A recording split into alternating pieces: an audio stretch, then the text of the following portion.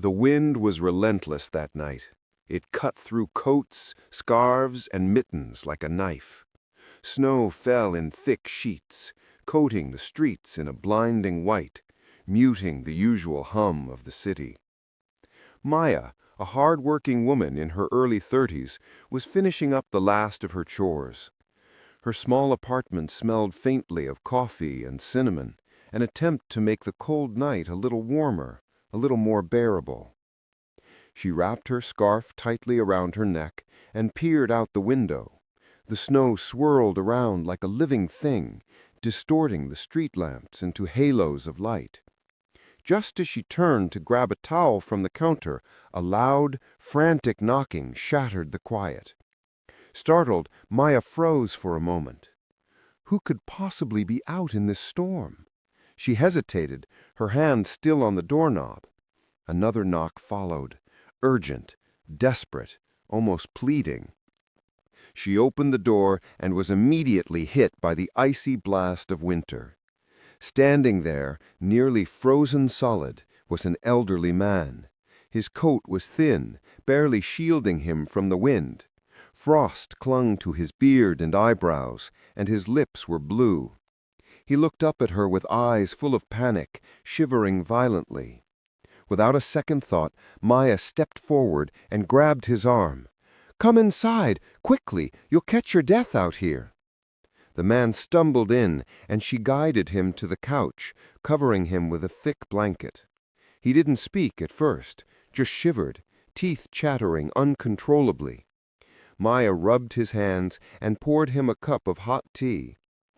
Steam rose from the mug, curling into the cold air between them. "Drink this," she said softly. "It'll warm you up." He nodded, finally lifting the mug with trembling hands. As he sipped, Maya couldn't help but notice the tattoos on his neck, faded and intricate, hints of a life she didn't understand.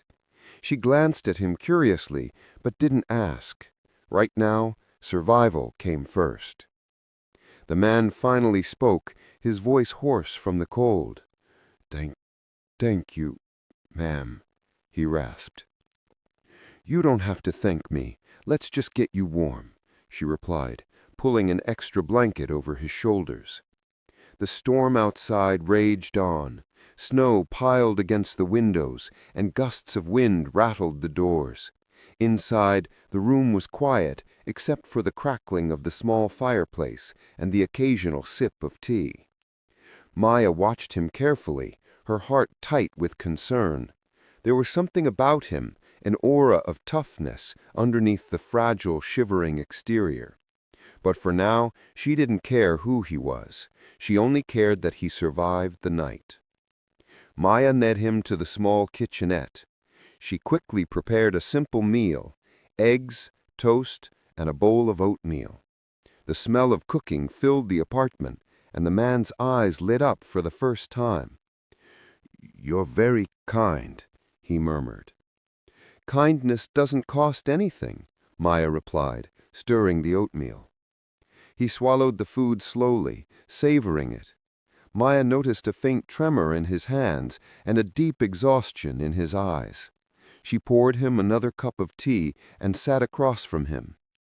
"What's your name?" she asked gently. The man paused. "Jack. My name is Jack. Thank you for everything," he said finally. "You're welcome, Jack. Just get some rest," Maya said, motioning to the couch. He nodded, settling into the blankets. Maya pulled a chair close, keeping watch as he drifted off. Hours passed. Outside, the storm raged like a living beast, but inside, Maya kept a quiet vigil. She thought about her own life, her struggles, her losses, her small victories. Yet in this moment, all of that faded into the background. There was only Jack and the simple human act of keeping him safe. She reflected on how often people hesitate to help strangers, how fear, pride, or indifference holds them back. But she had acted instinctively, guided by something deeper than logic: compassion. Hours later, Jack stirred. I feel better," he whispered.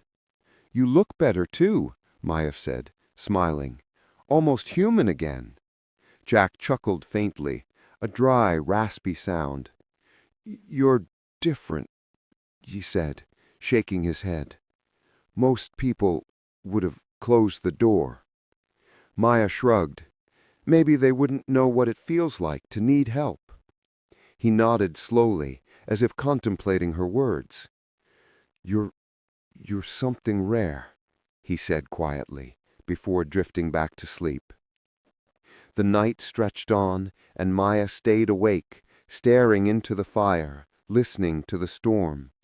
She wondered where Jack had come from, why he was out there in such peril. But she kept her questions to herself. Right now, it didn't matter. Morning came with a pale gray light that filtered weakly through the snow-streaked windows. Jack was gone. Maya noticed immediately. The blanket was folded neatly on the couch. The mug she had placed on the counter was empty. A note lay on the kitchen table. "Thank you.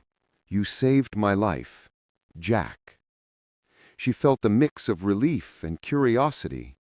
Who was Jack, and why did he seem important somehow? The tattoos, the quiet strength, the aura of respect. It was unlike anyone she had seen in her neighborhood. She stepped outside briefly, scanning the street. No footprints hers, no sign of where he had gone. Only the endless white of the snow remained. Maya returned inside, a strange emptiness settling in her chest.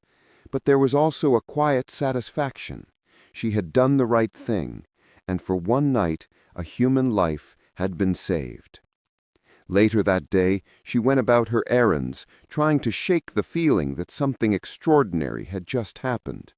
People passed by, cars honked, the world moved on, but she couldn't shake the sense that Jack's presence had left a mark on her life, a reminder that sometimes courage is quiet and heroism is unremarkable until it changes everything.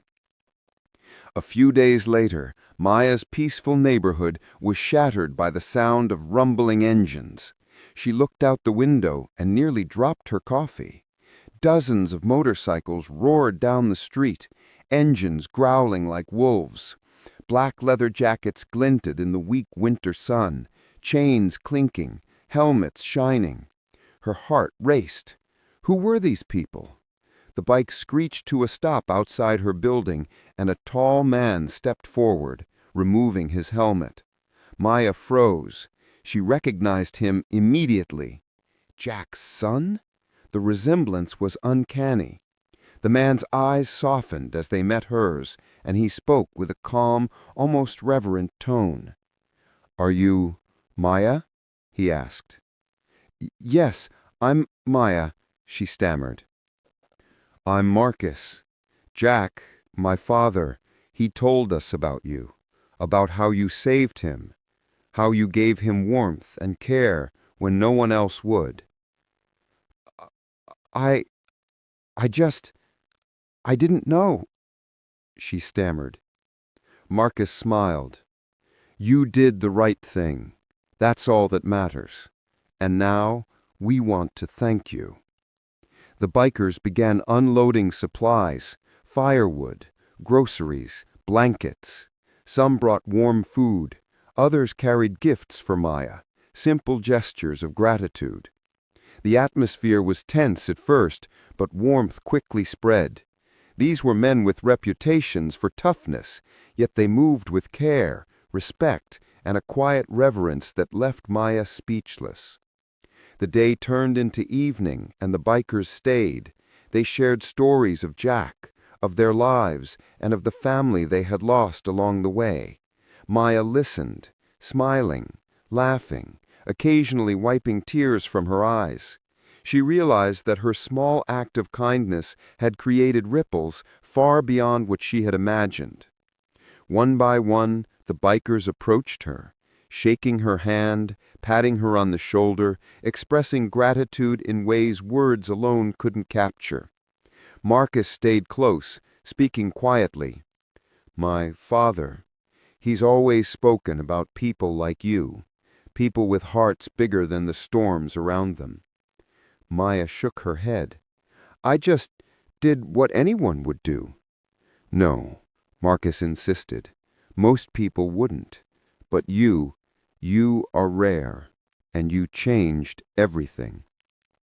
As night fell, the bikers revved their engines, preparing to leave. Snow continued to fall softly, coating the world in white. Maya stood at the door, watching them ride away, feeling a sense of peace she had never known. Her small apartment witnessed something extraordinary.